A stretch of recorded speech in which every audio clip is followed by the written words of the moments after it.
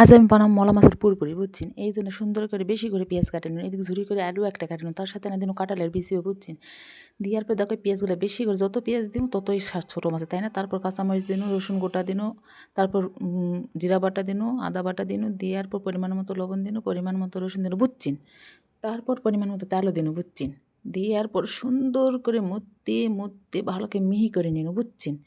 এই সুন্দর করে মতে নেওয়ার পর তারপর উপরে মলা মাছটা ছাই দিন, বুঝছেন? দিয়ে না উপুস উপুস করে লাড়ে লিনু, বুঝছেন? দিয়ে হালকা হাতে রানা পানি দিন, বুঝছেন? দেখো কত সুন্দর কালার আসছে, দেখো। এই দেখো আমার মলা মাছের ভাজি হয়ে গেছে, দেখছেন? কত সুন্দর হচ্ছে লবণে। তারপর বানাবো ডাল, বুঝছেন? এদিকে আমি ডাল ঘাটনি দিয়ে ঘাটেলে সুন্দর গরম করে দিচ্ছি, বুঝছেন? এদিকে ডাল আমার গোটা হয়ে গেছে, তালের দিন, বুঝছেন? পেঁয়াজ রসুন আর শুকনা মরিচ দিয়ে, বুঝছেন? একদিন ডাল সোমবার মানে ডাল বাড়াও দিন, বুঝছেন?